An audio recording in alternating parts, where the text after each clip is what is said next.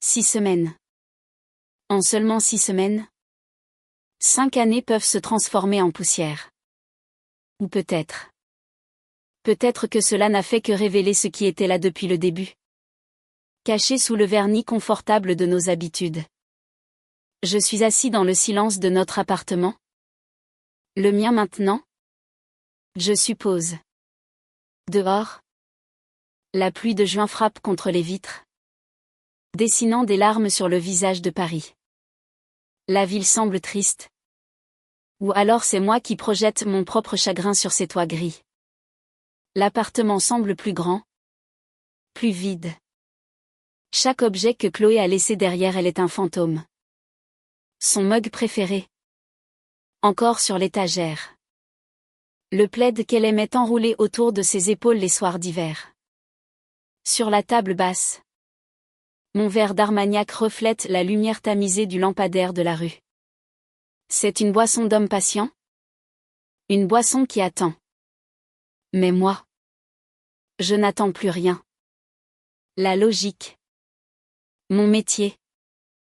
Mon refuge. Me dit que la chaîne des événements est claire? Implacable. Mais mon cœur? Cet organe irrationnel que j'étudie chez les autres sans jamais vraiment comprendre le mien? Refuse encore de l'accepter complètement. Il y a 6 semaines? Le soleil brillait. Il y a 6 semaines? Nous avions un avenir. Il y a 6 semaines? C'était un dimanche matin d'avril. La lumière du printemps inondait notre appartement du 15e arrondissement. Elle filtrait à travers les grandes fenêtres, rendant la poussière visible dans ses rayons dorés. L'odeur du café fraîchement moulu emplissait l'air. Chloé était assise en tailleur sur le canapé, vêtue d'un de mes vieux t-shirts qui lui servaient de pyjama. Ses cheveux étaient en désordre, mais elle était magnifique. Elle feuilletait des brochures de domaine pour notre mariage, prévu en septembre. Regarde celui-là. Édouard, dit-elle, les yeux brillants d'excitation. Le domaine de la Chênaie. Il y a un parc immense. Des arbres centenaires. On pourrait faire la cérémonie en extérieur. S'il fait beau. Je me suis approchée. Une tasse de café à la main. Et je me suis penchée pour l'embrasser sur le front. C'est magnifique. Mon amour. Mais un peu loin de Paris? Non. Pour tes grands-parents. On trouvera une solution. Je veux que ce soit parfait. Sa voix était pleine de promesses. Parfait. C'était le mot qu'elle utilisait souvent. Notre vie devait être parfaite. Notre mariage. Notre futur appartement. Nos enfants un jour. J'étais un homme de science. Un chercheur en sciences cognitives. Je ne croyais pas à la perfection. Je croyais au système fonctionnel. Aux modèles qui tiennent la route. Et notre relation était un modèle qui tenait la route. 5 ans de complicité. De rire. De soutien mutuel. Une équation simple avec un résultat heureux. Elle a levé les yeux vers moi. Son sourire s'est un peu estompé. Tu sais. Ce voyage en Italie avec les filles va me faire un bien fou. Une dernière aventure avant de devenir Madame Laurent. Je lui ai souri. Tu le mérites. Profite-en bien. Rome. La côte amalfitaine. Ça va être incroyable. Je n'ai ressenti aucune méfiance. Aucune alarme. Pourquoi en aurais-je ressenti? C'était Chloé. Ma Chloé. L'idée qu'elle ait besoin d'une aventure loin de moi ne m'a même pas traversé l'esprit. Pour moi, c'était juste des vacances. Une pause bien méritée dans la course folle des préparatifs du mariage. Elle partait avec Léa, Manon et Sophie. Ses meilleures amies. Un voyage entre filles. Une tradition. J'étais heureux pour elle. Vraiment. Le jour du départ est arrivé vite. Nous étions à l'aéroport Charles de Gaulle. Au milieu du chaos des annonces et des voyageurs pressés. L'air était électrique, chargé d'adieux et de promesses de retrouvailles. Chloé tenait son passeport à la main. L'air un peu nerveuse. N'oublie pas de m'appeler dès que tu arrives à l'hôtel, lui ai-je dit, en ajustant une mèche de ses cheveux. Promis. Elle a souri. Mais son sourire n'atteignait pas ses yeux. Il y avait quelque chose d'étrange. Une distance que je mettais sur le compte du stress du voyage. Je t'aime. Lui ai-je murmuré à l'oreille en la serrant dans mes bras. J'ai senti son corps se raidir une fraction de seconde avant qu'elle ne se détende. Moi aussi. Je t'aime. A-t-elle répondu? Sa voix étouffée contre mon épaule. L'appel pour l'embarquement de son vol a retenti. C'était le moment. Elle s'est reculée. Ses mains encore sur mes bras. Elle a ouvert la bouche pour dire quelque chose. Puis l'a refermée. Elle semblait chercher ses mots. Tout va bien? Ai-je demandé? Un léger frisson d'inquiétude parcourant mon échine. Elle a pris une profonde inspiration. Ses yeux ont évité les miens pendant une seconde, fixant un point au-dessus de mon épaule. Puis elle m'a regardé. Son visage était un masque que je ne savais pas déchiffrer. Édouard? A-t-elle commencé? Sa voix soudainement basse. Presque inaudible dans le bruit ambiant. Peut-être qu'on devrait prendre un peu de distance. Les mots ont flotté dans l'air entre nous. Distance? Quel genre de distance? Nous allions être séparés par des milliers de kilomètres pendant 2 semaines. N'était-ce pas assez de distance? Mon cerveau logique a cherché une interprétation rationnelle. Elle voulait peut-être dire que nous devrions moins nous appeler pour qu'elle puisse profiter de son voyage. Oui. Ça devait être ça. Mais avant que je puisse formuler une question, elle a continué, j'ai besoin de réfléchir. Sur nous. Surtout. Le sol s'est dérobé sous mes pieds. Réfléchir? À 6 mois du mariage? Qu'est-ce que ça voulait dire? Chloé. Attends. De quoi tu parles? Ses amis l'appelaient depuis la file d'embarquement. Elle a secoué la tête, comme pour chasser une pensée. Je dois y aller. On en reparlera. Elle m'a embrassé sur la joue. Un baiser froid. Fugace. Puis elle a tourné les talons et s'est précipitée vers la porte d'embarquement sans se retourner. Je suis restée là. Paralysée. La regardant disparaître dans la foule. Un homme m'a bousculée. S'excusant à peine. La vie continuait autour de moi. Mais la mienne venait de s'arrêter. Je suis rentrée à l'appartement dans un état second. Le silence était assourdissant. L'odeur de son parfum flottait encore dans l'entrée. Sur la table du salon, les brochures des domaines étaient toujours là. Une moquerie silencieuse. Je me suis assis sur le canapé. Le même où elle était assise ce matin-là. Si heureuse. J'ai essayé de rationaliser. C'était un coup de stress. La fameuse peur de l'engagement dont parlent les magazines. Elle allait m'appeler de Rome. En larmes. S'excusant pour cette phrase absurde. Tout rentrerait dans l'ordre. J'ai pris mon téléphone pour lui envoyer un message. Un message simple. Rassurant. Fais un bon voyage. Mon amour. On parlera à ton retour. Ne t'inquiète pas. Je t'aime. J'ai appuyé sur envoyer. Le message est resté avec une seule coche grise sur WhatsApp. Non distribué. C'était étrange. Peut-être qu'elle avait déjà éteint son téléphone pour le décollage. J'ai attendu 1 heure. 2 heures. Toujours une seule coche. L'inquiétude a commencé à se transformer en une angoisse froide et palpable. J'ai ouvert Instagram. Pensant trouver une photo de départ. Quelque chose de normal. Son profil, que je consultais 10 fois par jour, avait disparu. Utilisateur introuvable. Mon cœur a commencé à battre plus vite. J'ai cherché le profil de Léa. Il était en mode privé. Celui de Manon aussi. Une panique glaciale s'est emparée de moi. J'ai essayé de l'appeler. La ligne n'a pas sonné. Elle est allée directement sur sa messagerie vocale. Comme si son téléphone était éteint ou que mon numéro était bloqué. Bloqué.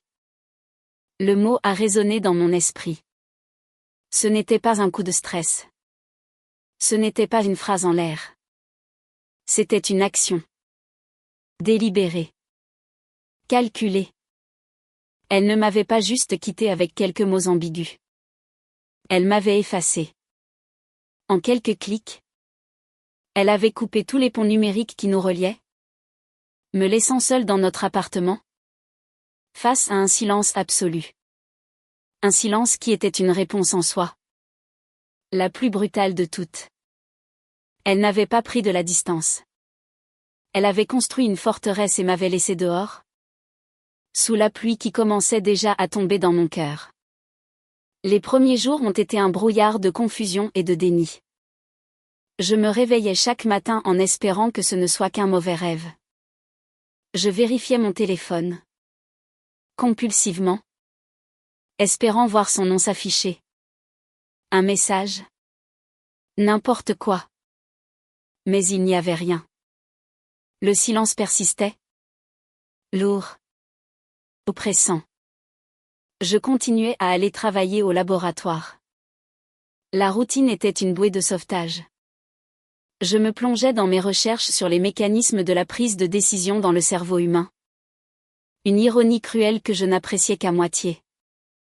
Je passais mes journées à analyser des données, à essayer de trouver des schémas logiques dans le comportement des autres, alors que le comportement de la personne que je pensais connaître le mieux était devenu un chaos inexplicable. Luc, mon collègue et ami, a vite remarqué que quelque chose n'allait pas.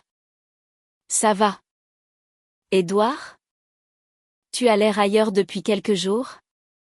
M'a-t-il demandé pendant la pause café. Je me suis contentée de hausser les épaules. Chloé est partie en voyage avec ses amis. La maison est vide. C'est tout. Je n'étais pas prêt à mettre des mots sur la réalité. Le dire à voix haute? C'était le rendre réel. Et une partie de moi s'accrochait encore à l'idée d'un gigantesque malentendu. Peut-être qu'elle avait perdu son téléphone. Peut-être qu'elle s'était fait voler son sac avec tout dedans. Mais pourquoi m'aurait-elle bloqué sur les réseaux sociaux avant? La logique revenait toujours me frapper au visage. Impitoyable. Le week-end est arrivé. Et avec lui, le vide abyssal. Notre week-end. Celui que nous passions habituellement à flâner dans les librairies du Marais? À tester de nouveaux restaurants ou simplement à ne rien faire? Ensemble. Le silence de l'appartement était devenu un personnage à part entière? Un compagnon hostile qui me rappelait son absence à chaque instant. Le lundi de la 2e semaine? J'ai reçu un appel. Ma mère. Édouard? Mon chéri. Comment vas-tu? J'ai appelé Chloé pour prendre des nouvelles de son voyage. Mais je tombe directement sur sa messagerie. Tout va bien? Le sang s'est glacé dans mes veines. Oui. Maman. Elle a des problèmes de réseau en Italie. Ne t'inquiète pas. Le mensonge m'a coûté. Je détestais mentir. Surtout à mes parents. Mais que pouvais-je dire d'autre? Votre future belle-fille a disparu après m'avoir bloqué de partout. 6 mois avant le mariage que vous aidez à financer. C'était impensable. Plus tard dans la journée, c'est Camille, la sœur aînée de Chloé, qui m'a envoyé un texto. Salut Édouard. Pas de nouvelles de Chloé. C'est bizarre, non? Elle ne poste rien sur Insta. Même pas dans le groupe de la famille. Léa non plus. Tu sais quelque chose? Chaque message était un tour de vis supplémentaire. La pression montait. De tous les côtés. Leur famille. Nos amis communs. Tout le monde commençait à s'interroger sur ce silence radio. Et moi? J'étais au centre de ce mystère? Le seul à détenir la première pièce du puzzle, ces derniers mots à l'aéroport. C'est à ce moment-là que j'ai compris que je ne pouvais plus attendre. Le déni ne menait nulle part. L'espoir d'un retour à la normale s'amenuisait chaque jour. Je devais faire face à la situation. Non pas avec mon cœur brisé, mais avec mon esprit. En tant que scientifique, je devais accepter les données telles qu'elles se présentaient, aussi douloureuses soient-elles. Les données étaient les suivantes. 1. Chloé a demandé à prendre de la distance. 2. Elle a immédiatement coupé tout contact. 3.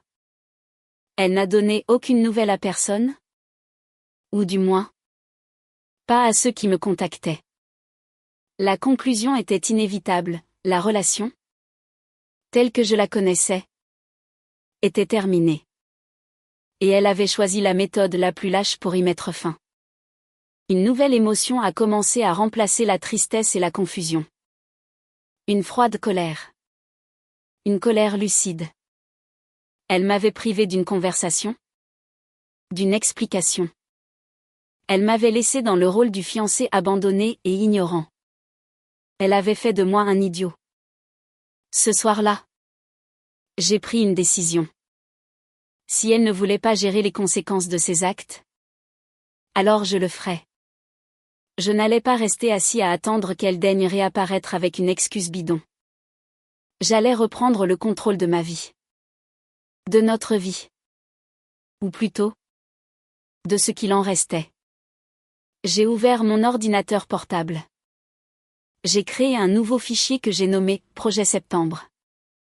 À l'intérieur, j'ai commencé une liste. Contacter le domaine de la Chênaie. Annuler la réservation. Contacter le traiteur. Annuler le contrat. Contacter le photographe. Contacter le groupe de musique.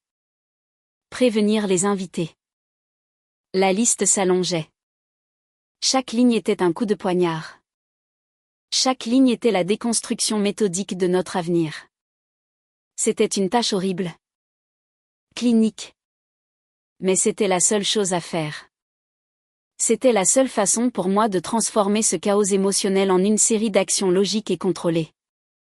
J'ai pris mon téléphone. J'ai respiré profondément. Et j'ai composé le premier numéro. La voix de la responsable du domaine était chaleureuse et professionnelle. Domaine de la Chênaie? Bonjour. Bonjour madame. Ai-je répondu? Ma voix plus stable que je ne l'aurais cru. J'appelle concernant la réservation au nom de Laurent et Dubois pour le 12 septembre. Oui. Bien sûr. Un changement dans le menu? J'ai fermé les yeux. Non. Une annulation.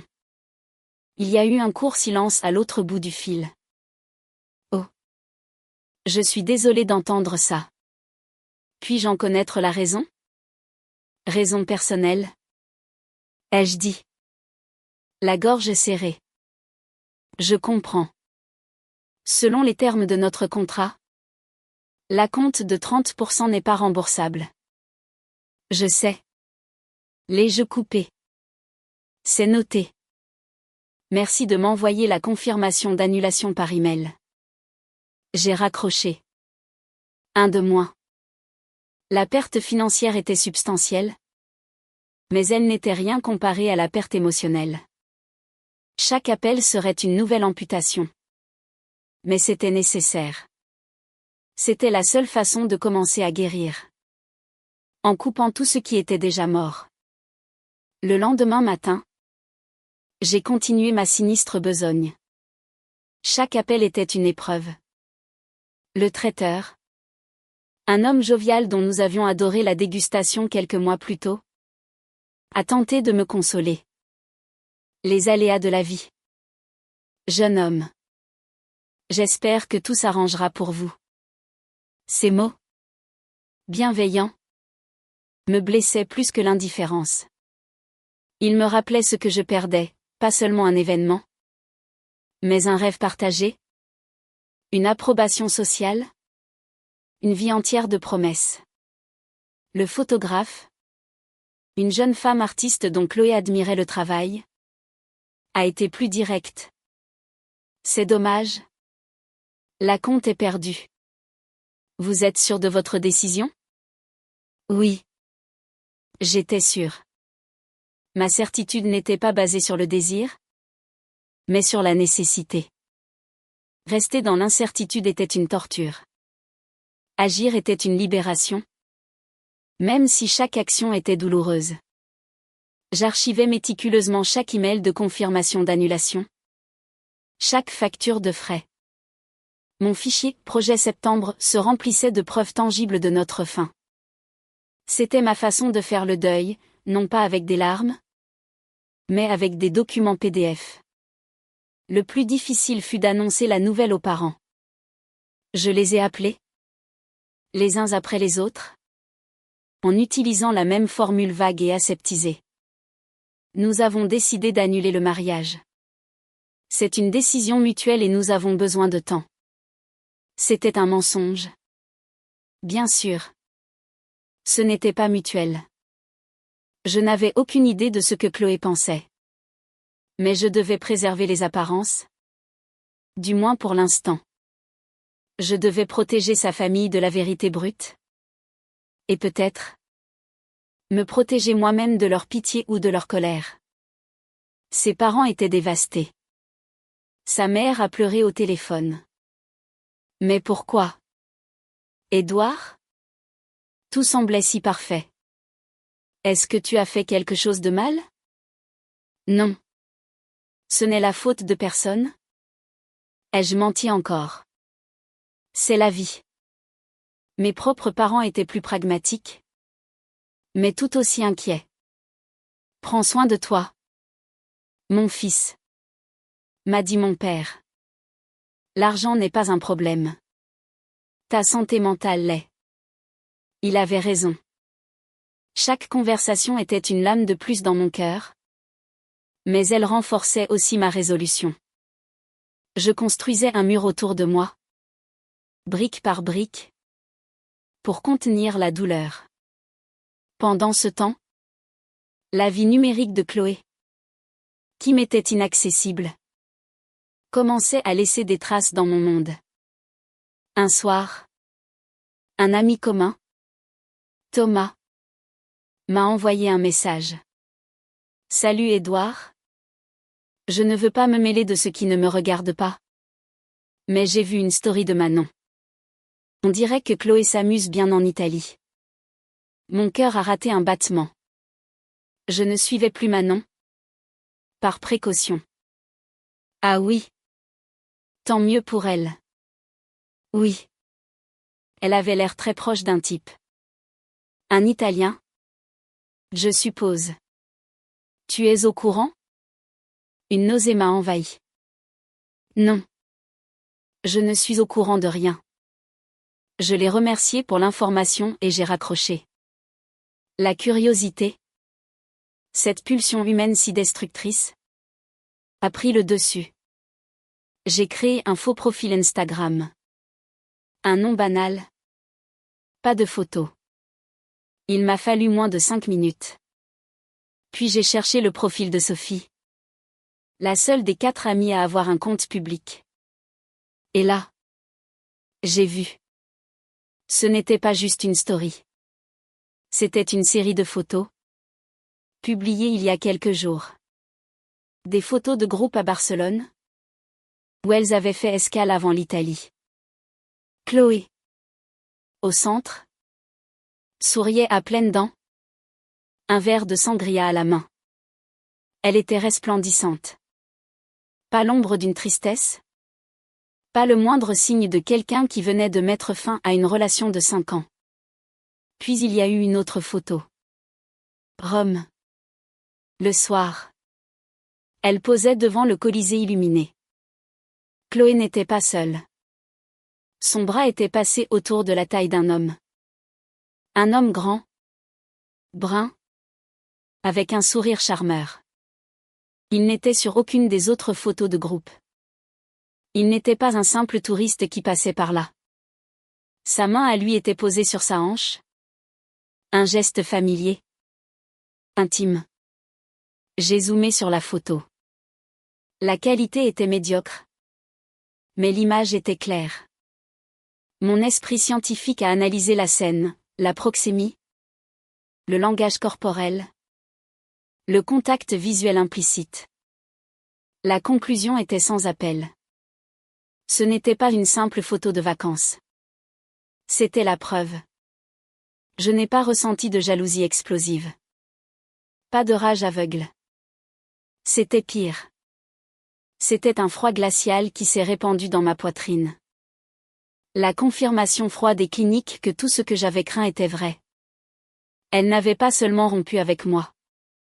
Elle m'avait remplacé. Instantanément. Sans un regard en arrière. Nos 5 années. Nos projets. Notre perfection. Tout cela avait été balayé en quelques jours pour un flirt de vacances. La douleur était si profonde qu'elle en devenait abstraite. C'était comme regarder une simulation de ma propre vie en train de s'effondrer. J'ai pris une capture d'écran. Je l'ai enregistrée dans mon dossier « Projet Septembre ». Elle est devenue la pièce à conviction numéro 1. La colère est revenue. Plus forte. Plus ciblée. Ma décision d'annuler le mariage n'était plus seulement une mesure de protection. C'était devenu un acte de justice. Elle m'avait manqué de respect de la manière la plus fondamentale qui soit. Elle avait non seulement brisé notre engagement, mais elle avait piétiné notre histoire commune. Le lendemain, je me suis attaquée à la dernière étape, la plus concrète, ses affaires. 14 cartons. J'ai passé tout mon samedi à emballer sa vie. Ses vêtements. Ses livres. Ses produits de beauté. Les petites babioles qu'elle accumulait sur sa table de chevet. Chaque objet était un souvenir. Cette robe qu'elle portait lors de notre premier rendez-vous. Ce livre de poésie que je lui avais offert pour son anniversaire. Ces chaussons en forme de lapin qui me faisaient toujours rire. Je travaillais méthodiquement. Sans émotion apparente. J'étais une machine. Plier. Emballer. Scotcher. Plier. Emballer. Scotcher. C'était une litanie pour anesthésier mon esprit. Mais parfois, un objet me surprenait. Une photo de nous deux, oubliée dans un tiroir, souriant bêtement à l'objectif lors de vacances en Bretagne.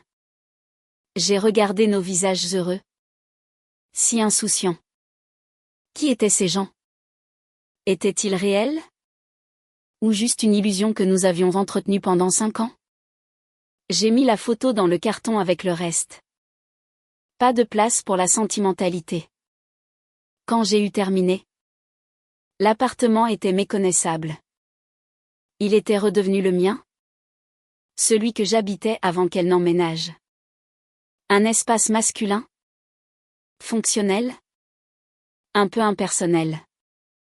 La moitié des étagères de la bibliothèque étaient vides. La penderie semblait immense. Le silence n'était plus seulement l'absence de sa voix, mais l'absence de sa présence. J'ai envoyé un message à sa meilleure amie. Léa. Celle qui était avec elle en ce moment même. Je savais que mon numéro n'était probablement pas bloqué par elle. Salut Léa. J'espère que votre voyage se passe bien. Pourrais-tu demander à Chloé où je dois envoyer ses affaires? J'ai tout emballé. La réponse est venue presque immédiatement. Édouard? Oh mon Dieu. Je suis tellement désolée. Je ne sais pas quoi dire. Son embarras était palpable. Même à travers l'écran. Tu n'as pas à être désolé? Ai-je répondu froidement. J'ai juste besoin d'une adresse. Celle de ses parents? Ou un garde-meuble? Je vais lui demander. Laisse-moi un peu de temps. Pas de problème. Je savais que je la mettais dans une position impossible. Mais je m'en fichais. Elle était complice de ce silence. Elle était sur ses photos, souriant à côté de Chloé et de son nouvel ami. Elle faisait partie du mensonge. Quelques heures plus tard, une notification. C'était encore Léa. Chloé dit que tu peux laisser les cartons chez Camille. Sa sœur. Je t'envoie l'adresse. Édouard. Elle n'est pas bien. Elle est complètement perdue. Perdue? Une rage sourde a monté en moi. L'image de la photo à Rome m'est revenue en tête. Elle n'avait pas l'air perdue. Elle avait l'air d'avoir trouvé exactement ce qu'elle cherchait. Compris. Merci. Ai-je simplement répondu. J'ai appelé une société de transport et j'ai pris rendez-vous pour le lundi. 14 cartons. Le poids de 5 ans de vie commune. Bientôt expédié à l'autre bout de Paris. À la fin de la 3e semaine, tout était presque terminé. Le mariage était officiellement annulé. Ses affaires n'étaient plus là. L'appartement était purgé de sa présence. J'avais repris le contrôle de mon environnement, de mon emploi du temps, de ma vie. Pourtant, le soir, dans le silence assourdissant, une question revenait me hanter. Pourquoi? En tant que scientifique, j'avais besoin de comprendre la cause. Quelle variable avais-je manqué? Quel signe avant-coureur avais-je ignoré? Notre relation était-elle une expérience ratée depuis le début? Étais-je si aveugle? Je repassais nos dernières semaines ensemble. Les dîners. Les conversations. Y avait-il eu une distance? Une froideur que j'avais mise sur le compte de la fatigue ou du stress? Peut-être. Mais rien qui ne puisse expliquer un effondrement aussi soudain et total. C'est là que j'ai réalisé la vérité la plus effrayante. Parfois, il n'y a pas de logique. Parfois, les émotions humaines défient toute analyse rationnelle. On peut passer sa vie à étudier le cerveau, mais on ne pourra jamais prédire avec certitude les caprices du cœur. Surtout le cœur d'un autre. La dernière semaine de son voyage a commencé. J'étais entrée dans une nouvelle phase. L'acceptation. Une acceptation froide, amère, mais stable. Je ne l'attendais plus. Je ne l'espérais plus. Je commençais à envisager un avenir sans elle. Un avenir différent. Incertain. Mais le mien.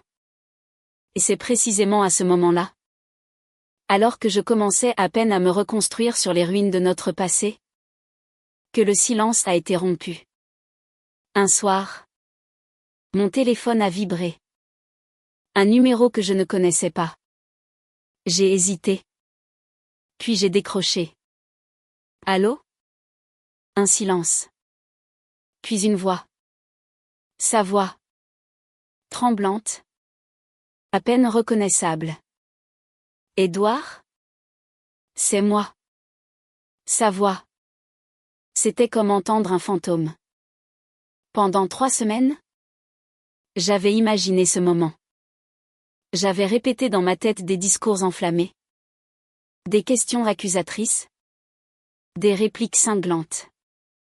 Mais maintenant que le moment était là, mon esprit était vide. Un grand calme blanc. Chloé. Ai-je répondu? Ma propre voix sonnant étrangement détachée.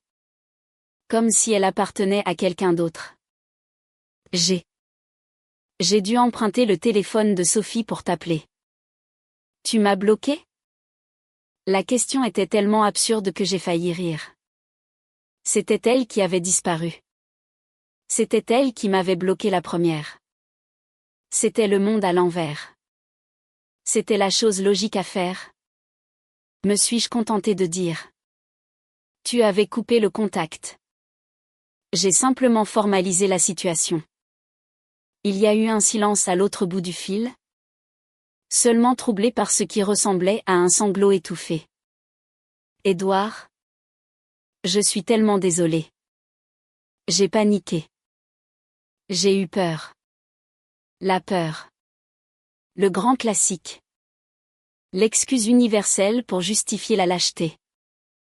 J'ai attendu, ne lui offrant aucune aide, aucun réconfort. Peur de quoi? Chloé? Ai-je demandé? Ma voix toujours aussi plate. Du mariage. De tout ce que ça représente. La routine. Les responsabilités. L'idée de « pour toujours ». J'ai eu l'impression d'étouffer. J'avais besoin d'air. Alors tu es allé chercher de l'air en Italie. Avec d'autres. La phrase est sortie avant que je puisse la retenir. Elle était directe. Accusatrice. Elle a semblé surprise. Quoi? De quoi tu parles? J'étais avec mes amis. J'avais besoin de réfléchir. Seule. Loin de tout. Le mensonge était si flagrant. Si éhonté.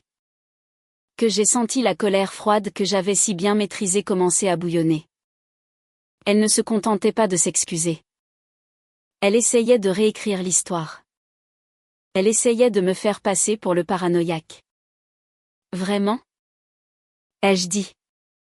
Un soupçon de sarcasme se glissant dans ma voix.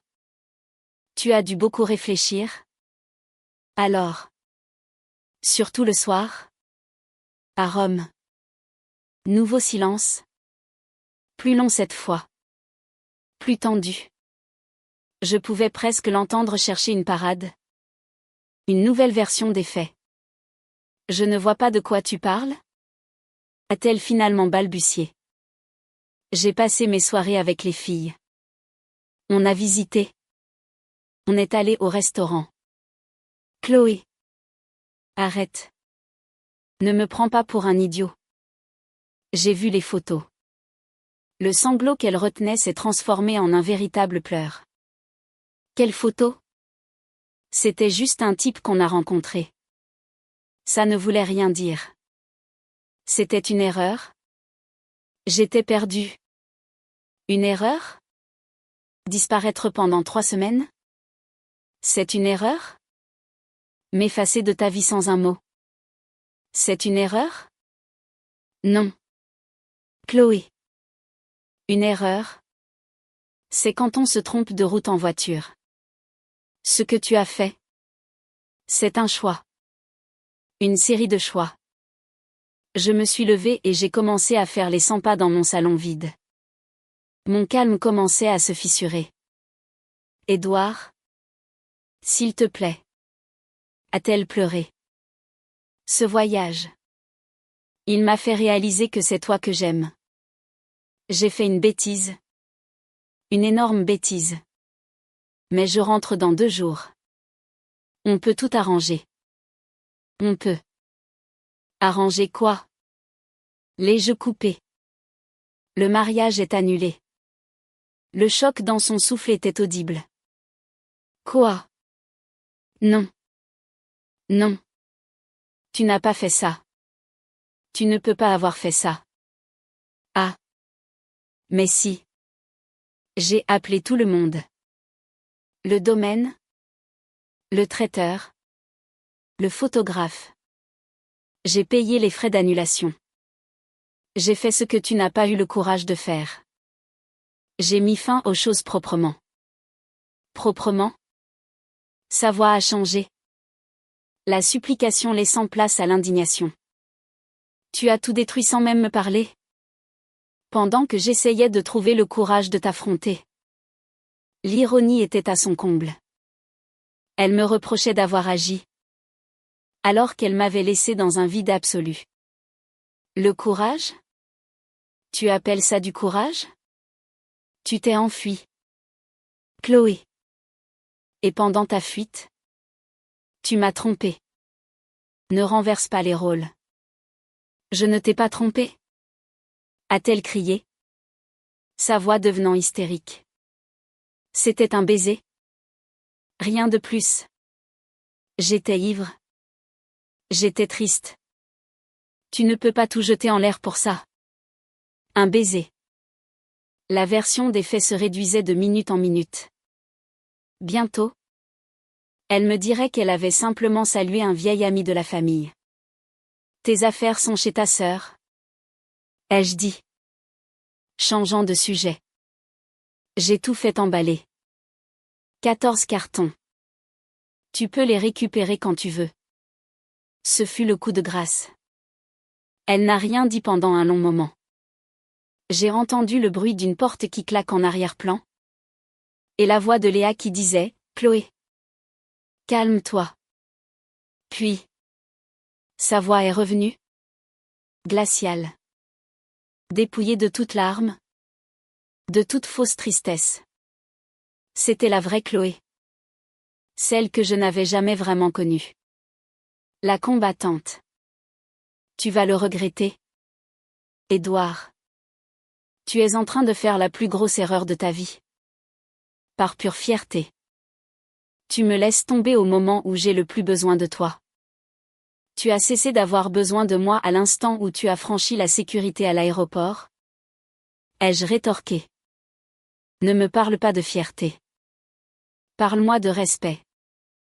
Le respect que tu n'as pas eu pour moi? Ni pour nos 5 années. J'ai raccroché. Mon cœur battait à tout rompre. Mes mains tremblaient. La confrontation, même téléphonique, m'avait vidé. Je me suis laissé tomber sur le canapé. Le silence est revenu. Mais il était différent. Il n'était plus passif. Il était le résultat d'une action. La fin d'un chapitre. Je pensais que c'était fini. J'avais tort. Ce n'était que le début. 2 jours plus tard, Chloé est rentrée à Paris. Elle n'a pas essayé de m'appeler. À la place, la guerre a commencé. Une guerre silencieuse, insidieuse, menée sur le champ de bataille de nos relations sociales. Le téléphone a commencé à sonner. D'abord, sa sœur, Camille. Sa voix était tendue, accusatrice. Édouard, il faut que tu m'expliques. Chloé est dévastée. Elle m'a tout raconté. Comment as-tu pu être aussi cruelle? Elle t'a dit qu'elle avait des doutes? Qu'elle avait besoin de temps? Et toi? Tu as tout annulé dans son dos? Sa version de l'histoire. C'était donc ça.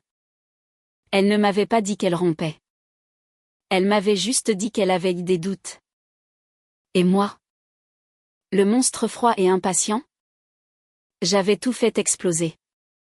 C'était habile. Très habile. Elle se donnait le beau rôle. Celui de la victime d'un homme rigide et incapable de gérer l'incertitude émotionnelle. Camille. Ai-je commencé? Essayant de rester calme. Ce n'est pas exactement ce qui s'est passé. Elle a coupé tout contact. Elle m'a bloqué. Parce qu'elle avait peur de ta réaction. Et elle avait raison. Regarde ce que tu as fait. C'était un cercle vicieux. Un argumentaire parfaitement conçu pour me coincer. Chaque action que j'avais entreprise pour me protéger était maintenant retournée contre moi. Transformée en preuve de ma cruauté.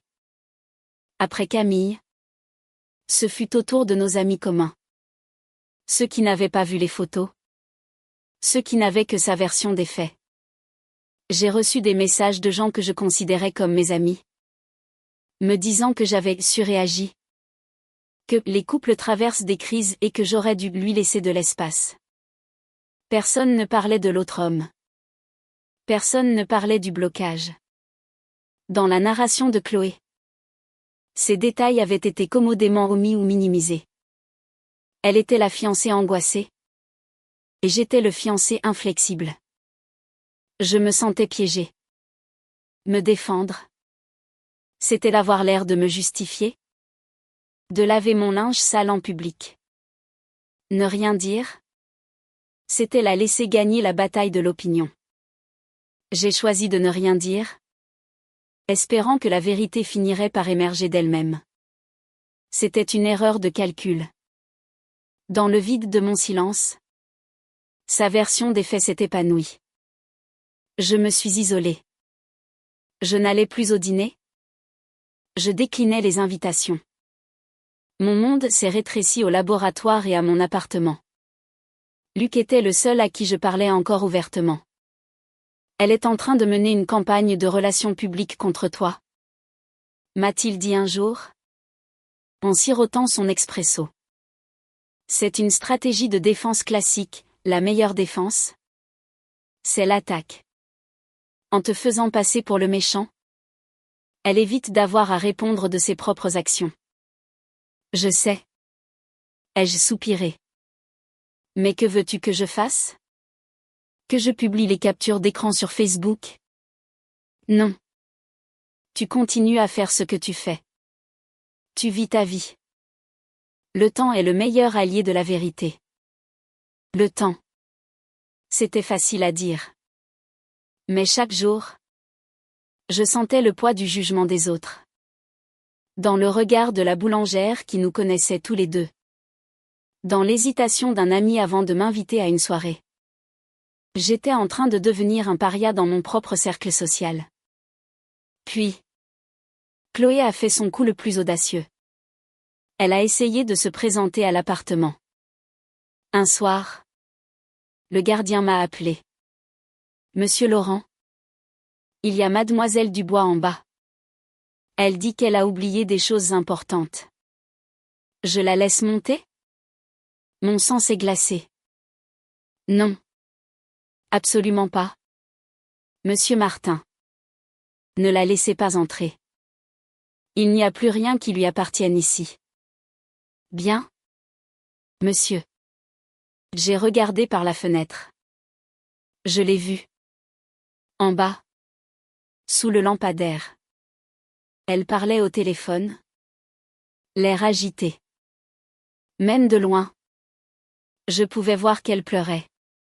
C'était une performance. Une performance pour le gardien? Pour les voisins? Pour quiconque la regarderait. La pauvre fille. Mise à la porte par son fiancé sans cœur. La haine que je ressentais à ce moment-là m'a surpris par son intensité. Ce n'était plus de la tristesse. C'était le dégoût pur face à une telle manipulation. Elle est restée là pendant près d'une heure. Puis elle est partie. Le lendemain, sa mère m'a appelé.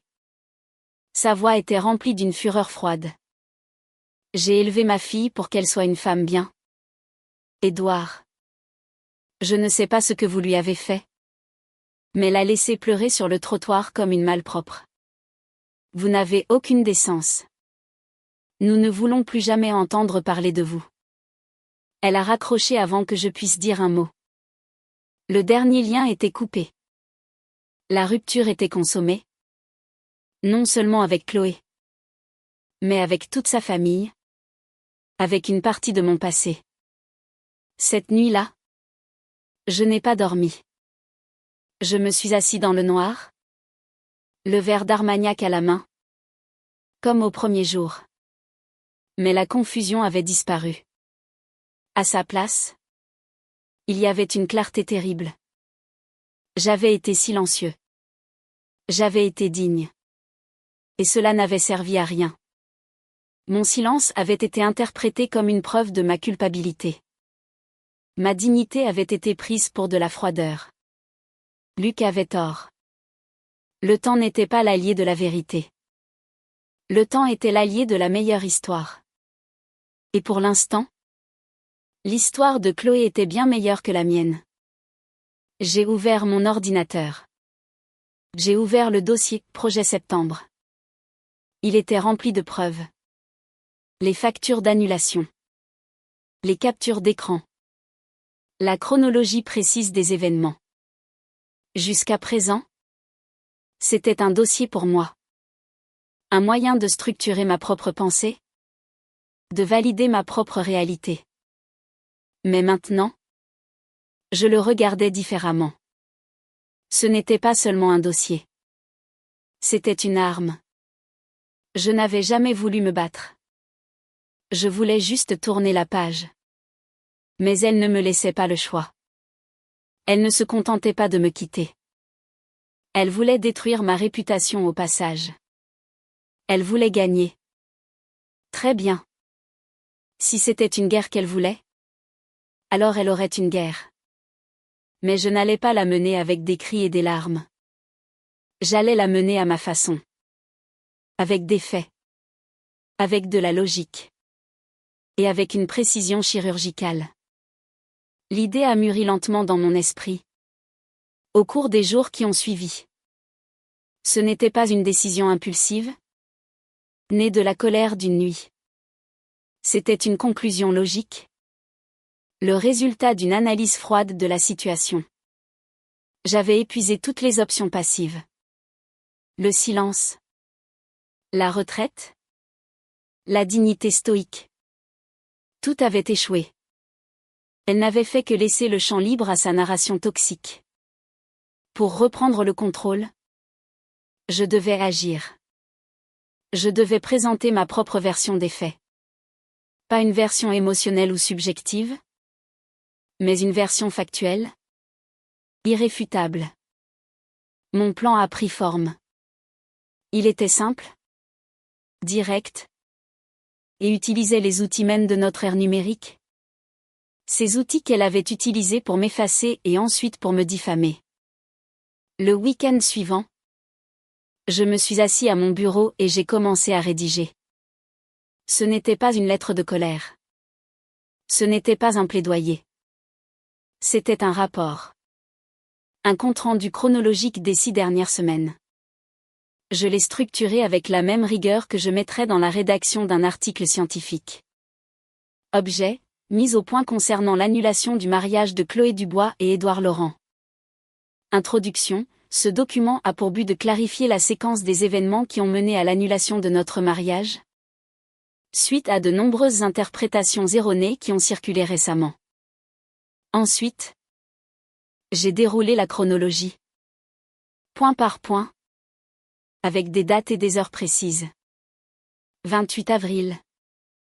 14h30. Aéroport Charles de Gaulle, Chloé m'informe de son besoin de prendre de la distance et de réfléchir. 28 avril. 16h, je constate que je suis bloqué sur WhatsApp, Instagram, et que mes appels n'aboutissent plus. C'est le début d'une absence totale de communication initiée par Chloé.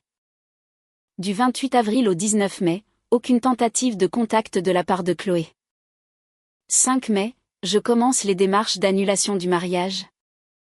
Considérant que la rupture est actée par l'absence de communication. Je joins en annexe les emails de confirmation des prestataires. Horodaté. 12 mai, je découvre, via des photos publiques, la présence d'un tiers dans la vie de Chloé pendant son voyage. Je joins la capture d'écran. Non pas pour l'humilier, mais pour établir un fait. 20 mai, premier contact téléphonique de Chloé. Elle minimise ses actions. Depuis le 22 mai, circulation d'une version des faits qui omet des éléments cruciaux. Notamment la rupture de communication unilatérale et la présence du tiers. J'ai relu le texte plusieurs fois. Il était froid. Clinique. Presque brutal dans sa simplicité. Il n'y avait aucune insulte. Aucune accusation émotionnelle. Juste des faits. L'un après l'autre. La force du document ne résidait pas dans ce qu'il disait avec passion, mais dans ce qu'il prouvait avec calme. La dernière étape était la plus délicate, la diffusion. À qui envoyer ce rapport ? L'envoyer à tout le monde aurait été une déclaration de guerre nucléaire. Je devais être stratégique. Je devais choisir un public restreint mais influx. Un groupe qui pourrait faire basculer l'opinion. J'ai donc créé un groupe sur WhatsApp. Le nom du groupe était aussi neutre que le document, mis au point. J'ai soigneusement sélectionné les membres. Mes parents. Ses parents. Sa sœur. Camille. Mon meilleur ami. Luc. Et ses 3 meilleurs amis. Léa. Manon et Sophie. Celle qui était avec elle en Italie. Un jury de nos pères. En quelque sorte. Des gens qui avaient tous entendu au moins une version de l'histoire et qui étaient directement concernés. J'ai importé le texte dans un message. J'ai joint les 2 pièces à conviction, une copie de la facture d'annulation du domaine avec la date. Et la fameuse photo de Rome. Non recadrée. Où l'on voyait Manon et Sophie sourire à côté de Chloé et de son compagnon d'un soir. J'ai regardé mon écran pendant un long moment. Le doigt au-dessus du bouton envoyé. C'était le point de non-retour. Une fois ce message envoyé, il n'y aurait plus jamais de retour en arrière possible. Toute chance de réconciliation, même la plus infime, serait anéantie pour toujours. Notre histoire ne se terminerait pas par une triste rupture, mais par un procès public instruit par moi-même. Était-ce ce que je voulais? Non. Je ne voulais rien de tout ça. Je voulais être en train de choisir les plans de table avec Chloé en riant. Mais ce n'était plus une option. La seule option qui me restait était de défendre la vérité. Ma vérité. Et de protéger mon intégrité. J'ai appuyé sur envoyer. Le message est parti. Les 2 coches bleues sont apparues quasi instantanément sur les téléphones de tous les membres. Puis, le silence. Un silence numérique assourdissant. Personne ne tapait. Personne ne réagissait. Je pouvais imaginer la scène. 8 personnes. Dans 8 endroits différents. Lisant mes mots froids. Regardant les pièces à conviction.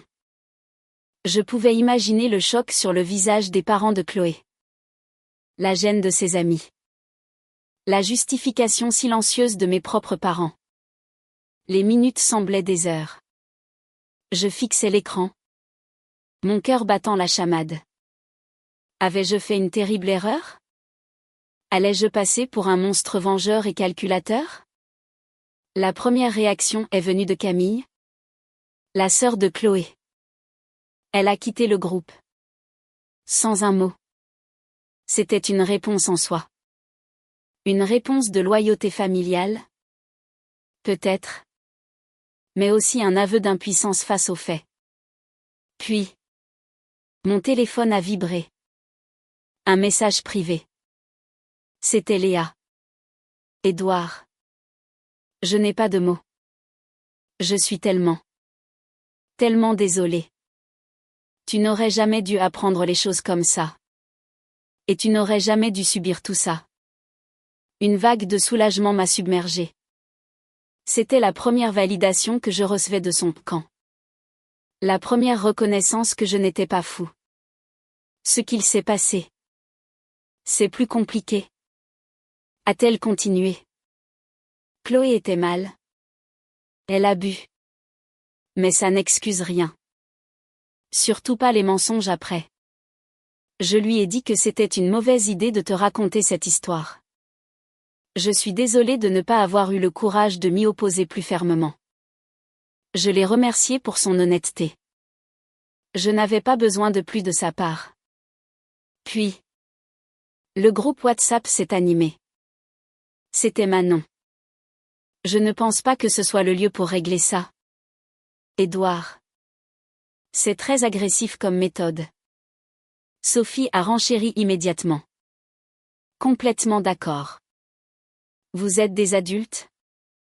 Vous devriez pouvoir vous parler en privé. Elles défendaient leur amie. C'était prévisible. Elles étaient sur la photo. Elles étaient complices. Admettre ma version des faits? C'était admettre leur propre passivité. Mais avant que je puisse répondre, quelqu'un d'autre l'a fait. Mon père. Mon père. Un homme de peu de mots. Un ingénieur à la retraite qui méprisait les drames. Il a écrit une seule phrase. Quand on refuse la conversation privée, on s'expose à la clarification publique. Cette phrase a eu l'effet d'une bombe. C'était une défense si concise et si logique qu'elle a coupé court à toute discussion sur la méthode. Il avait résumé tout mon dilemme en une seule ligne. Le silence est retombé. Plus lourd encore. Personne n'a osé le contredire. Quelques minutes plus tard, le père de Chloé a écrit. Nous devons parler à notre fille. Puis, lui aussi a quitté le groupe. Sa femme l'a suivi. Il ne restait plus que mes parents, Luc, et les 3 amis. La discussion était terminée. Le message était passé. La vérité, ou du moins ma version documentée de la vérité, était maintenant sur la table. Je n'avais peut-être pas gagné les cœurs, mais j'avais gagné la bataille des faits. Je me sentais vidé, mais étrangement en paix. J'avais fait ce que j'avais à faire. Le reste ne dépendait plus de moi. Je me suis servi un verre d'eau, essayant de calmer le tremblement de mes mains. C'est à ce moment-là que j'ai entendu un bruit. Un bruit que je n'avais pas entendu depuis des semaines. Le son d'une clé dans la serrure de ma porte d'entrée. Mon sang s'est glacé. J'avais oublié. Dans ma précipitation à lui renvoyer ses affaires, dans le chaos de l'annulation, j'avais complètement oublié un détail. Elle avait toujours un double des clés. La porte s'est ouverte lentement. Et Chloé est apparue dans l'encadrement. Elle n'était pas en larmes. Elle n'était pas hystérique. Son visage était blême. Ses yeux rougis. Mais son expression était dure, pleine d'une fureur froide que je ne lui avais jamais vue. Elle tenait son téléphone à la main. L'écran allumé sur notre conversation de groupe. Comment as-tu osé? A-t-elle sifflé? Sa voix basse et tremblante de rage. Elle est entrée dans l'appartement comme un tourbillon de fureur contenue. La porte s'est refermée derrière elle avec un claquement sec qui a résonné dans le silence. C'était la première fois qu'elle voyait l'appartement depuis son départ. Ses yeux ont balayé l'espace vide, les étagères à moitié nues, l'absence de ses bibelots, de ses couleurs. C'était un constat brutal et visuel de tout ce qu'elle avait perdu, de tout ce que j'avais effacé. Comment as-tu osé faire ça? A-t-elle répété, en s'avançant vers moi. M'humilier devant mes parents? Devant mes amis? Devant les tiens? Je suis restée immobile, près du plan de travail de la cuisine. J'ai croisé les bras. Non pas par défi, mais pour me contenir. Ce n'était pas mon intention de t'humilier. Mon intention était de rétablir la vérité. Une vérité que tu as pris grand soin de déformer. La vérité? Elle a eu un rire bref, sans joie. Ta vérité? Un assemblage de captures d'écran et de factures froides comme la mort? Tu crois que la vie? Que notre histoire? Ça se résume à ça? À une chronologie dans un putain de message WhatsApp? Non. Mais quand l'un des 2 acteurs décide de mentir sur le scénario, il faut bien que quelqu'un remette les pendules à l'heure. C'est toi qui as choisi de faire de notre rupture une affaire publique en racontant ta version à tout le monde. Je n'ai fait que répondre sur le même terrain. Mais avec des faits. Pas avec de la fiction. Elle s'est approchée encore, jusqu'à n'être plus qu'à 1 mètre de moi. Je pouvais sentir son parfum, le même qu'elle portait le jour de son départ. C'était une torture. Son visage était un mélange de colère et de douleur. Tu as tout détruit, Édouard. Tout. Pour une photo stupide. Pour un moment de faiblesse. 5 ans. Tu as jeté 5 ans à la poubelle pour ça. Arrête avec ça. Chloé. Ai-je dit. Ma voix montant d'un cran malgré moi. Ce n'est pas la photo. Ce n'est même pas ce type. Quel qu'il soit. C'est le mensonge. C'est le silence. C'est la façon dont tu t'es enfui sans un mot. En me laissant ramasser les morceaux seul. C'est la façon dont tu as essayé de me faire passer pour le monstre ensuite. La photo n'est qu'un symptôme. La maladie.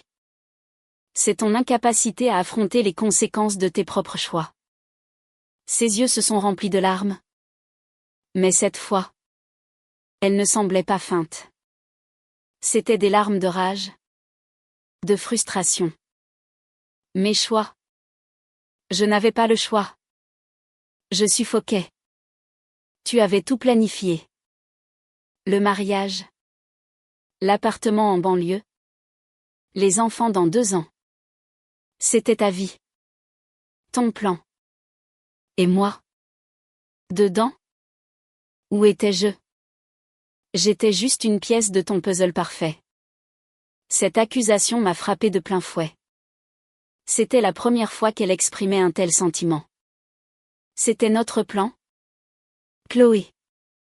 Nous en avons discuté des centaines de fois. Tu avais l'air heureuse.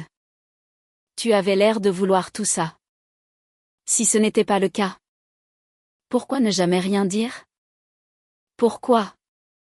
Parce que j'avais peur de te décevoir. A-t-elle crié? Les larmes coulant maintenant sur ses joues. J'avais peur de casser ton beau modèle bien ordonné. J'ai essayé de me convaincre que c'était ce que je voulais. J'ai essayé si fort. Mais je n'en pouvais plus. Ce voyage. C'était ma seule issue de secours.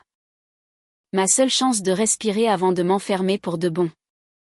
Je la regardais. Et pour la première fois. Au-delà de la colère, je voyais une détresse que je n'avais jamais soupçonnée. J'avais analysé ses actions, mais pas ses motivations profondes. J'avais vu la trahison, mais pas la panique qu'il avait peut-être engendrée. Alors pourquoi ne pas me parler? Tout simplement? Ai-je demandé? Ma voix plus douce? Presque suppliante. Pourquoi ne pas me dire tout ça? On aurait pu reporter le mariage. On aurait pu tout mettre sur pause. On aurait pu trouver une solution. Ensemble.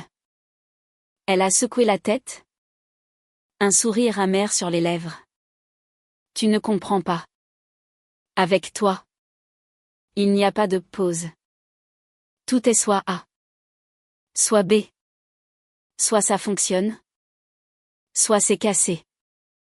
Tu ne supportes pas le désordre? L'incertitude. Si je t'avais dit que j'avais des doutes, tu aurais fait exactement ce que tu as fait, tout annulé. Tu aurais analysé la situation et tu aurais conclu que la relation n'était plus viable. Tu aurais coupé. Net.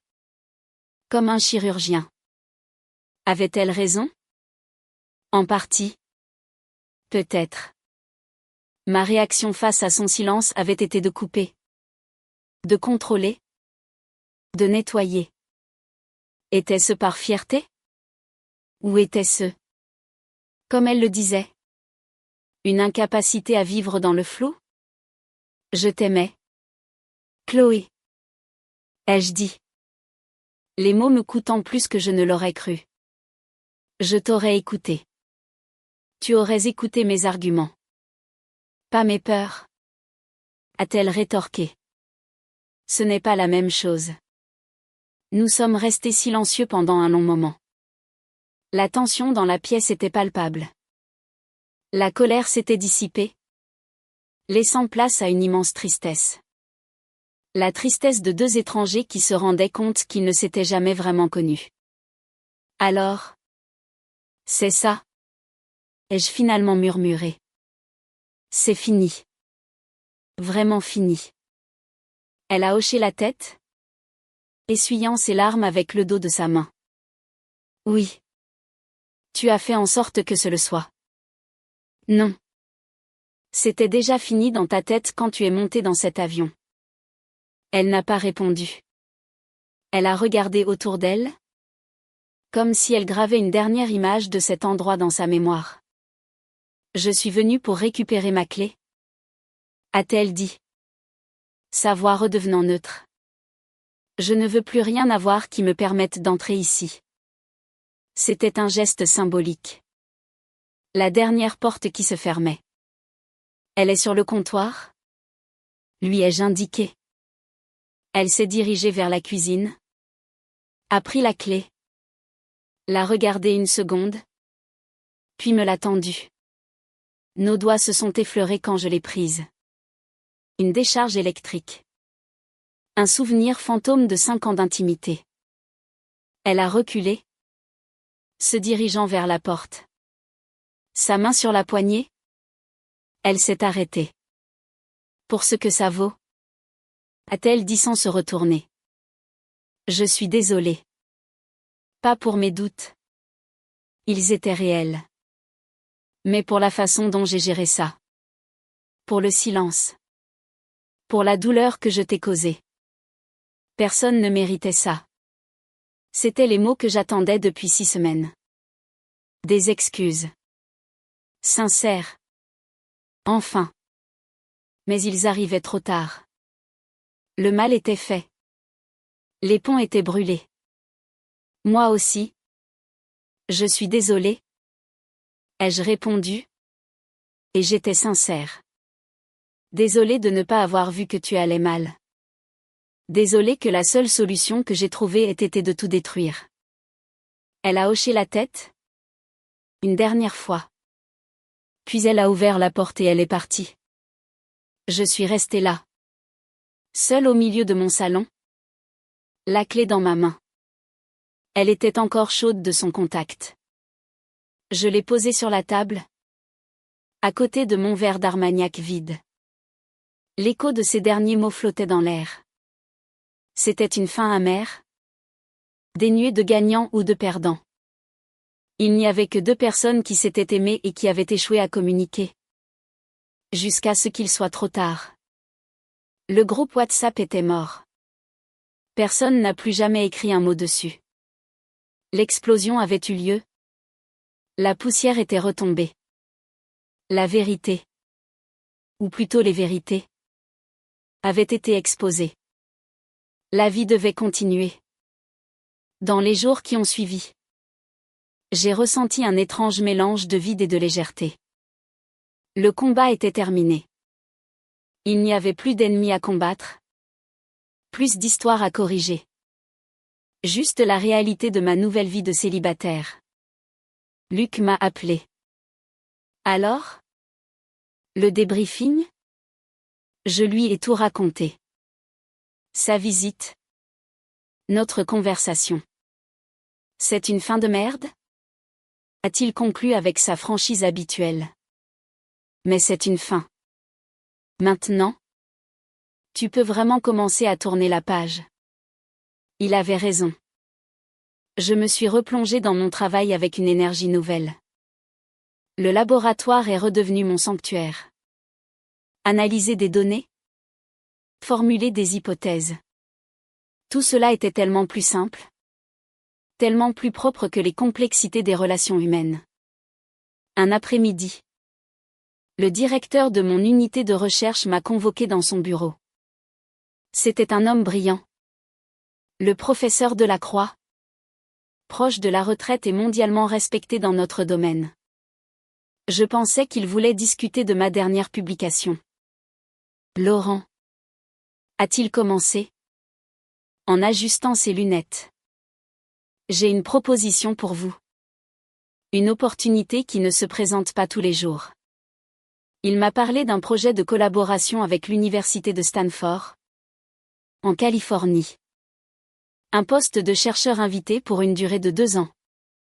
Il cherchait quelqu'un avec mon expertise précise. C'était une chance inouïe. Le genre d'opportunité qui pouvait définir une carrière. Normalement. Je n'aurais même pas pensé à vous. A-t-il continué. Je savais que vous étiez sur le point de vous marier, de vous installer. Mais j'ai cru comprendre que vos projets personnels avaient changé. La nouvelle de ma rupture était donc arrivée jusqu'à lui. La petite communauté scientifique parisienne était un village. Oui, ai-je répondu. Mes projets ont changé. C'est une décision importante. Partir 2 ans? C'est long. Il faut tout quitter. Mais honnêtement, Édouard, c'est une occasion en or. Vous devriez y réfléchir sérieusement. J'ai quitté son bureau avec la brochure de Stanford dans les mains. La Californie. Le soleil. La Silicon Valley. Un monde à des années-lumière de mes toits parisiens gris et de mes souvenirs douloureux. Avant, j'aurais refusé sans même y penser. Ma vie était ici. Avec Chloé. Je n'aurais jamais envisagé de la quitter pour ma carrière. Mais maintenant, il n'y avait plus rien qui me retenait. Aucune attache. Aucun projet commun. L'idée a commencé à faire son chemin en moi. Partir. Ne pas seulement tourner la page, mais changer de livre. Commencer un tout nouveau chapitre. Loin de tout et de tout le monde. C'était terrifiant. Et c'était exaltant. C'était peut-être ça. La solution. Pas la vengeance. Pas même le pardon. Mais la distance. La vraie distance. Celle qui guérit non pas en effaçant le passé, mais en construisant un futur si différent qu'il finit par le rendre lointain et insignifiant. La proposition de Stanford n'était plus seulement une opportunité professionnelle. Elle est devenue une bouée de sauvetage? Un point lumineux à l'horizon d'une mer grise et agitée. Pendant des jours, j'ai pesé le pour et le contre avec ma rationalité habituelle. J'ai fait des listes. D'un côté, la carrière, l'expérience, le renouveau. De l'autre, la peur de l'inconnu, la solitude, l'abandon de tout ce qui m'était familier, mon appartement, mes amis, ma ville. Mais au fond de moi, je savais que la décision était déjà prise. Paris était devenu une ville hantée. Chaque coin de rue me rappelait un souvenir avec Chloé. Le petit cinéma d'art et d'essai où nous avions vu notre premier film ensemble. Le banc dans le jardin du Luxembourg où nous avions eu notre première dispute sérieuse. Le restaurant italien où je l'avais demandé en mariage. Rester ici, c'était vivre en permanence avec les fantômes de notre histoire. Partir, c'était leur offrir une sépulture décente. J'ai parlé de ma décision à Luc. Il a posé son gobelet de café et m'a regardé droit dans les yeux. C'est la meilleure chose que tu puisses faire? A-t-il dit sans hésitation.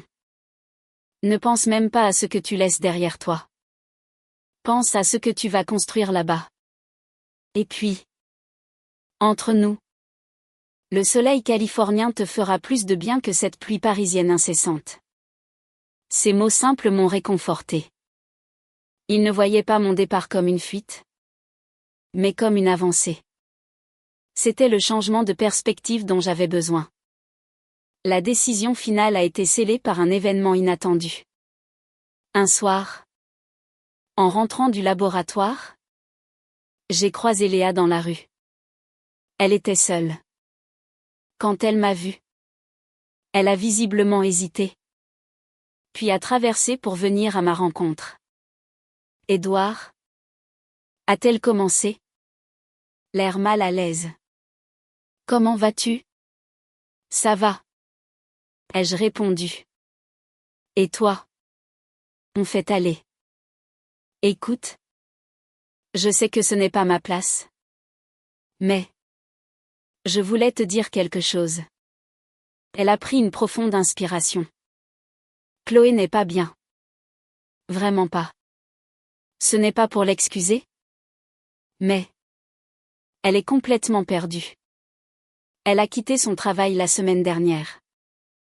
Elle parle de quitter Paris, de retourner vivre chez ses parents en Normandie pour un temps. L'information m'a touchée plus que je ne l'aurais admis. J'imaginais Chloé, si vive et ambitieuse, retourner dans sa chambre d'adolescente. C'était l'image même de la défaite. Elle a réalisé la portée de ce qu'elle a fait. A continué Léa. Pas seulement envers toi, mais envers elle-même. Elle a tout gâché sur un coup de tête? Une crise de panique. Et maintenant? Elle doit vivre avec. Je crois qu'elle a compris que le problème, ce n'était pas toi, ni le mariage. Le problème, c'était elle. Sa peur de ne pas être à la hauteur de la vie qu'elle pensait devoir mener. Nous sommes restés silencieux un instant, au milieu du bruit de la circulation. Je suis désolée d'entendre ça, ai-je dit sincèrement. Je ne lui ai jamais souhaité de mal. Je sais, a-t-elle répondu avec un faible sourire. C'est pour ça que je voulais te le dire. Pour que tu saches que ton message, il a eu l'effet d'un électrochoc. Ça l'a forcé à se regarder dans le miroir. C'était brutal, mais peut-être nécessaire. Pour vous deux. Cette conversation a été une sorte de conclusion. Elle a transformé Chloé. Dans mon esprit, de l'antagoniste de mon histoire à une simple personne, faillible et perdue, tout comme moi je l'avais été. Sa souffrance ne me donnait aucune satisfaction. Elle ne faisait que confirmer le gâchis immense de notre histoire. Nous avions tous les deux perdu. Le lendemain, j'ai donné ma réponse au professeur Delacroix. J'acceptais le poste à Stanford. La nouvelle s'est répandue rapidement. Mes parents étaient à la fois tristes de me voir partir si loin et soulagés de me voir embrasser un nouvel avenir. Mes amis ont promis de venir me voir. La perspective du départ a créé une nouvelle dynamique. Les conversations ne tournaient plus autour de ma rupture, mais autour de mon futur. C'était un soulagement. Les dernières semaines à Paris ont été un tourbillon de préparatifs. Vendre ma voiture, trier mes affaires, faire des cartons, encore des cartons. Mais cette fois, il n'était pas rempli de la fin d'une vie, mais du début d'une autre. Un après-midi, en triant une pile de vieux papiers, je suis tombée sur une carte postale. C'était une vue de la côte amalfitaine. Chloé me l'avait envoyée au tout début de notre relation, lors d'un voyage avec sa famille. Au dos, elle avait écrit, un jour, je t'emmènerai ici. On boira du limoncello en regardant le soleil se coucher sur la mer. Je t'aime. Ironiquement, elle y était retournée, mais sans moi. J'ai regardé la carte. L'écriture ronde et joyeuse de la femme que j'avais aimée. Je n'ai ressenti ni colère, ni tristesse. Juste une douce mélancolie. Le souvenir d'une promesse qui ne serait jamais tenue. J'ai glissé la carte postale dans un livre et j'ai mis le livre dans le carton à garder. On ne peut pas effacer son passé. On peut seulement apprendre à vivre avec. La veille de mon départ, j'ai fait un dernier tour dans mon quartier. Je me suis assis à la terrasse d'un café, regardant les gens passer. Des couples se tenaient la main. Des familles riaient. Paris continuait de vivre, indifférente à mon drame personnel. C'était rassurant. Je pensais à ce que j'avais appris. J'avais appris que l'amour ne suffisait pas. Il fallait de la communication, du courage, et une honnêteté brutale, envers l'autre mais surtout envers soi-même. J'avais appris que la logique pouvait être un refuge, mais aussi une prison. Elle pouvait aider à gérer une crise, mais elle pouvait aussi empêcher de voir la détresse cachée derrière le désordre des émotions. J'avais appris que parfois, la fin d'une histoire n'est pas un échec, mais une libération nécessaire pour les deux personnes impliquées. Mon téléphone a vibré. C'était un email de l'assistante administrative de Stanford avec des informations pratiques sur mon arrivée. La réalité de mon départ était là. Concrète et imminente. Je me suis levée. J'ai payé mon café et j'ai commencé à marcher vers mon appartement vide. Je ne regardais plus en arrière. Je regardais vers l'avant. Vers le ciel immense de la Californie. Vers un laboratoire de pointe. Vers une nouvelle vie que je devais inventer de toutes pièces. Je ne partais pas pour fuir Chloé. Je ne partais même plus pour me fuir moi-même. Je partais à ma propre rencontre. Pour découvrir qui j'étais. Seule. Sans le miroir déformant d'une relation brisée. Sans le poids des attentes des autres. Juste moi. Édouard Laurent. Un scientifique de 34 ans. Face à une page blanche. Et pour la première fois depuis des mois. Cette perspective ne me terrifiait plus. Elle me donnait de l'espoir. Le lendemain. À l'aéroport Charles de Gaulle. Je me suis retrouvée au même endroit où tout avait commencé. 6 mois plus tôt. Mais cette fois. J'étais celui qui partait. En passant le contrôle de sécurité. Je n'ai pas regardé en arrière. Il n'y avait personne à qui dire au revoir. Mon vol a été annoncé. Je me suis dirigée vers la porte d'embarquement. Mon passeport à la main. Le début du reste de ma vie. L'arrivée en Californie fut un choc sensoriel. Après des années passées sous le ciel souvent laiteux de Paris, la lumière de la baie de San Francisco était d'une intensité presque agressive. C'était une lumière crue, honnête, qui ne laissait aucune place aux ombres ou aux non-dits. L'air sentait l'eucalyptus et l'océan, un parfum d'espace et de possibilités. Mon nouvel appartement était un petit studio fonctionnel sur le campus de Stanford. Il était impersonnel, avec ses murs blancs et ses meubles standardisés. Mais il était à moi. Il n'y avait aucun fantôme dans les placards, aucune trace d'une vie antérieure. En déballant les quelques cartons que j'avais expédiés, j'ai eu l'impression de n'installer que l'essentiel de moi-même. Mes livres de neurosciences, ma machine à café, quelques photos de mes parents et de Luc. C'était une version épurée de ma vie. Une version 2.0. Le travail a été mon encre. Le laboratoire de Stanford était tout ce qu'on m'avait promis, ultramoderne, stimulant, rempli de certains des esprits les plus brillants de ma génération. Pour la première fois depuis des mois, j'étais définie non pas par ma situation personnelle, mais par mes compétences professionnelles.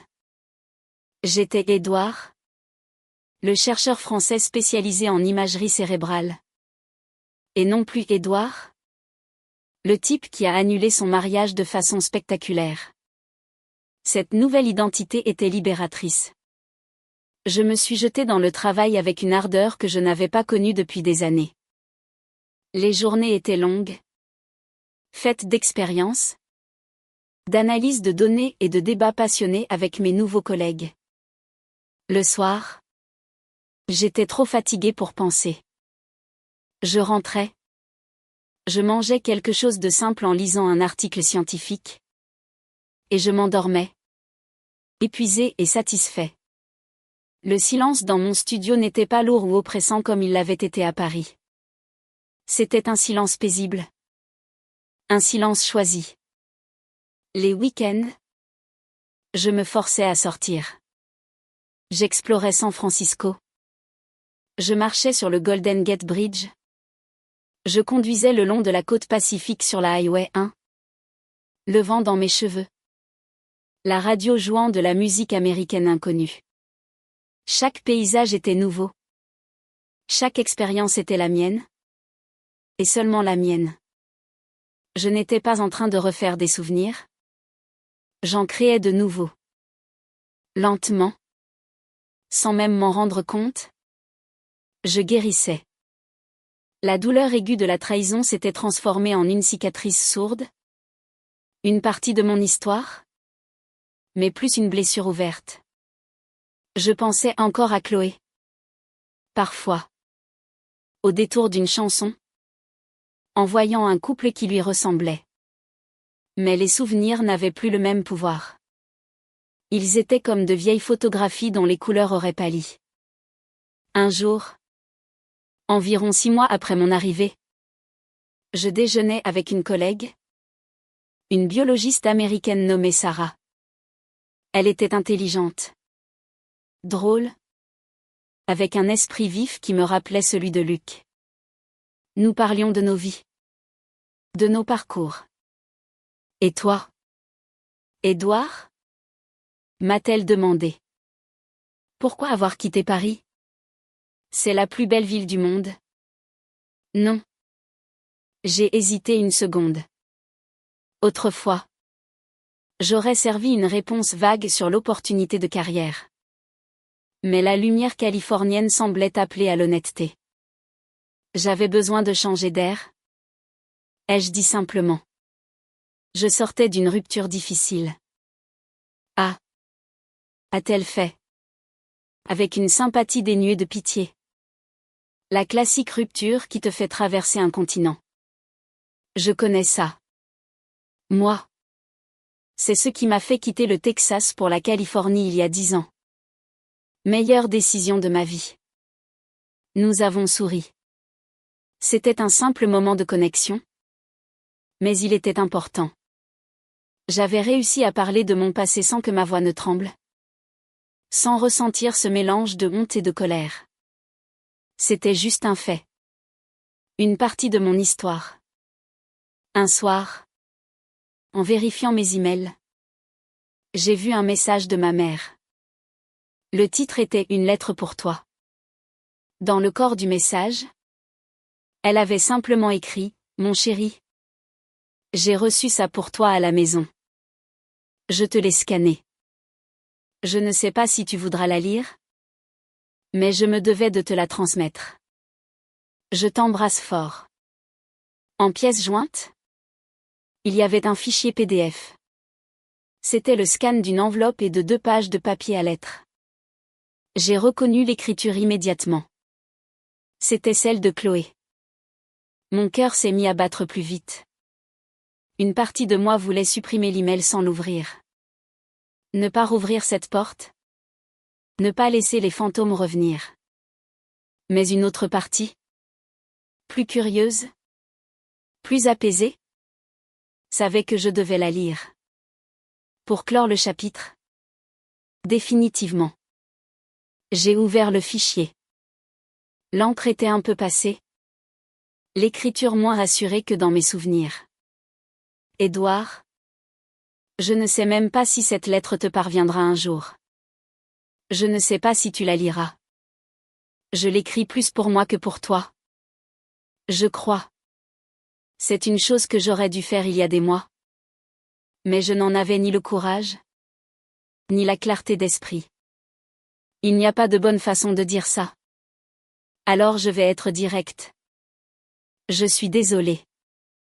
Pas le « désolé » que je t'ai crié dans ton appartement. Plein de colère et d'excuses. Un vrai « désolé ». Le genre qui vient du fond de l'âme. Après des mois de solitude et de réflexion. J'ai été lâche. J'ai été égoïste. J'ai eu peur d'une vie que je croyais ne pas vouloir. Et dans ma panique, j'ai tout détruit de la manière la plus cruelle qui soit. J'ai cherché une issue de secours au lieu d'avoir une conversation honnête. Il n'y a pas d'excuse pour ça. La pression sociale? La peur de l'engagement. Ce sont des raisons? Pas des justifications. Ton message WhatsApp? Ce jour-là a été la chose la plus horrible que j'ai jamais vécue. Mais Léa avait raison. C'était un électrochoc nécessaire. Il m'a forcé à voir la personne que j'étais devenue, quelqu'un qui mentait aux autres. Mais surtout à elle-même. Je me suis arrêtée de lire un instant. Je respirais lentement. Les mots n'avaient pas la charge émotionnelle que j'avais crainte. C'était comme lire le rapport d'autopsie d'une histoire morte depuis longtemps. C'était triste, mais instructif. J'ai continué à lire. Je suis en Normandie depuis quelques mois. J'ai beaucoup parlé avec mes parents, avec un thérapeute. J'essaie de comprendre qui je suis. Sans le bruit de Paris. Sans les attentes des autres. C'est un long chemin. Je ne sais pas où il me mènera. Je ne t'écris pas pour demander ton pardon. Je ne pense pas le mériter. Et je ne t'écris pas pour essayer de recommencer. Même en amitié. Je sais que ce pont est brûlé pour toujours. Je t'écris pour te libérer. Si tu ne le es pas déjà. Pour que tu saches que le monstre. Dans cette histoire, ce n'était pas toi. C'était moi. Ou du moins, la part de moi que je n'arrivais pas à contrôler. J'ai appris que tu étais parti en Californie. Je suis heureuse pour toi. Vraiment. Tu mérites de construire quelque chose de solide. De vrai. À l'image de ce que tu es. J'espère que tu y trouveras le bonheur que je n'ai pas su te donner. Prends soin de toi. Édouard. Chloé. J'ai fini de lire. Je suis resté assis devant mon ordinateur pendant un long moment, regardant le curseur clignoter sur l'écran. Il n'y avait pas de larmes. Il n'y avait pas de colère. Juste un sentiment de paix. Une profonde et calme résolution. Sa lettre n'était pas l'absolution qu'elle pensait m'offrir. J'avais déjà trouvé ma propre absolution. À des milliers de kilomètres de là. Mais sa lettre était quelque chose d'autre. C'était la preuve qu'elle aussi avait commencé son propre voyage de guérison. Notre histoire ne se terminait pas sur une note de destruction mutuelle, mais sur deux trajectoires séparées menant, je l'espérais, vers une forme de paix intérieure. J'ai fermé le fichier PDF. Je ne l'ai pas enregistré. Je ne l'ai pas supprimé non plus. Je l'ai juste laissé là. Dans les limbes de ma boîte de réception. Un artefact d'une autre vie. Je n'ai pas répondu. Il n'y avait rien à ajouter. Le silence était désormais la plus belle des réponses. Un silence non plus de rupture, mais de respect mutuel pour la distance que nous avions mise entre nos vies. Ce soir-là, je suis sortie marcher sur le campus. La nuit était douce. Le ciel rempli d'étoiles que l'on ne voyait jamais à Paris. J'ai levé les yeux vers la Voie lactée. Cette rivière de poussière d'étoiles. J'ai pensé à mon travail. À l'infinie complexité du cerveau humain. Cet univers de connexions neuronales qui nous fait aimer. Haïr. Fuir et nous reconstruire. J'avais cru que ma vie était une équation logique qui avait été faussée. J'avais tort. La vie n'est pas une équation à résoudre. C'est un système chaotique, imprévisible. Et la beauté ne réside pas dans la recherche d'une solution parfaite, mais dans la capacité à s'adapter, à évoluer, à trouver un nouvel équilibre après chaque effondrement. J'avais trouvé le mien. La deuxième année à Stanford est passée encore plus vite que la première. La routine n'était plus une nouveauté, mais un confort. Mes amitiés se sont approfondies. Sarah et moi sommes devenus des confidents, partageant nos succès au laboratoire et nos déboires amoureux occasionnels avec l'humour de ceux qui ont déjà vu pire. J'ai commencé à me sentir chez moi. Non pas comme un expatrié de passage, mais comme quelqu'un qui construisait véritablement sa vie ici. Mon projet de recherche a été un succès retentissant. Nous avons publié un article dans une revue scientifique de premier plan qui a eu un écho considérable dans la communauté. Le professeur Delacroix m'a appelé de Paris pour me féliciter. Sa voix pleine de fierté. Je savais que c'était la bonne décision. Laurent. Pour votre carrière? Et pour le reste? Il avait raison. Le reste. Le reste. C'était cette sensation de calme intérieur que je n'avais pas connue depuis si longtemps. J'avais appris à apprécier ma propre compagnie. J'aimais mes week-ends solitaires de randonnée dans les parcs nationaux de Californie. Le silence des séquoias géants. La puissance de l'océan Pacifique. J'avais découvert que la solitude n'était pas synonyme de vide, mais d'espace. Un espace pour respirer, pour penser, pour être. Vers la fin de mon contrat de 2 ans, Stanford m'a fait une offre que je n'attendais pas, un poste permanent de chercheur associé. C'était une reconnaissance incroyable de mon travail, une validation de tous les efforts que j'avais fournis. C'était aussi un choix majeur. Accepter, c'était faire de la Californie ma maison pour de bon. C'était transformer mon exil temporaire en une nouvelle vie permanente. J'ai pris plusieurs semaines pour réfléchir. J'ai appelé mes parents. Mon père, toujours pragmatique, m'a dit, la maison, c'est là où l'on se sent bien. Paris sera toujours là. Nous aussi. Ma mère a simplement ajouté, nous voulons juste que tu sois heureux. Mon chéri. Leur soutien inconditionnel a été la dernière pièce du puzzle. J'ai réalisé que je n'avais aucune raison de rentrer à Paris, si ce n'est par habitude ou par nostalgie. Ma vie, désormais, était ici. Ma carrière était ici. Mes nouveaux amis étaient ici. Mon avenir était sous ce ciel bleu et intense. J'ai accepté le poste. Quelques mois plus tard, je me suis assis à la terrasse d'un café à Palo Alto. C'était un après-midi ensoleillé typique. L'air était doux. Je lisais un email de Luc qui me racontait les derniers potins du laboratoire à Paris. Il me disait que le professeur Delacroix avait finalement pris sa retraite et qu'un jeune chercheur ambitieux avait pris sa place. Il se plaignait, avec son ironie habituelle, que le café de la nouvelle machine était imbuvable. En lisant ces mots, j'ai souri. J'étais heureux d'avoir de ces nouvelles, mais je me sentais à des milliers de kilomètres de ces petites préoccupations. Mon ancien monde semblait lointain, comme un souvenir de jeunesse. C'est alors qu'il a ajouté un post-scriptum à la fin de son email. P.S. Je ne sais pas si ça t'intéresse, mais j'ai croisé Camille, la sœur de Chloé, la semaine dernière. On a pris un café. Elle m'a dit que Chloé s'était installée à Lyon. Elle a ouvert une petite agence événementielle spécialisée dans les mariages. L'ironie. Apparemment, ça marche bien.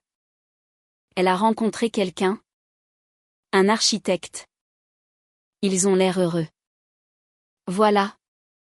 C'est tout. Juste pour que tu saches. J'ai relu le post-scriptum plusieurs fois. Chloé. Lyon. Une agence de mariage. Heureuse. Je m'attendais à ressentir quelque chose. Une pointe de jalousie. Une once de regret. Peut-être une satisfaction amère. Mais je n'ai rien ressenti de tout cela. Absolument rien. C'était comme lire une information sur une lointaine connaissance. Une neutralité bienveillante. J'étais heureux pour elle. Sincèrement. Heureux qu'elle ait trouvé son propre chemin. Qu'elle ait transformé sa propre crise en quelque chose de constructif. Heureux qu'elle ait trouvé quelqu'un. Notre histoire était si lointaine maintenant qu'elle ne m'appartenait même plus tout à fait. Elle appartenait au passé. Un passé qui avait façonné l'homme que j'étais devenu, mais qui ne le définissait plus. Ma vengeance, si on pouvait l'appeler ainsi, n'avait pas été d'exposer sa trahison dans un groupe WhatsApp. Ce n'était qu'une réaction à chaud. Un acte de survie. Ma véritable revanche a été silencieuse, involontaire et bien plus profonde. C'était d'avoir survécu. C'était d'avoir refusé de me laisser définir par sa trahison. C'était d'avoir utilisé les ruines de la vie qu'elle avait détruite pour construire quelque chose de nouveau, de plus solide et de plus vrai. Une vie où j'étais enfin en paix avec moi-même. J'ai fermé mon ordinateur portable. Le soleil de fin d'après-midi dorait les feuilles des arbres. Sarah, ma collègue, est arrivée et s'est assise en face de moi. Un grand sourire aux lèvres. Prêt pour notre randonnée ce week-end? M'a-t-elle demandé. Plus que jamais, ai-je répondu. Et mon sourire était aussi sincère que le sien. Je l'ai regardée. Cette femme intelligente et drôle qui était devenue mon amie la plus proche. Notre relation était simple, honnête, sans drame. Peut-être qu'un jour, cela deviendrait plus. Peut-être pas. Et pour la première fois de ma vie, l'incertitude ne me faisait pas peur. Elle était une promesse. En 6 semaines, 5 années avaient été réduites en poussière.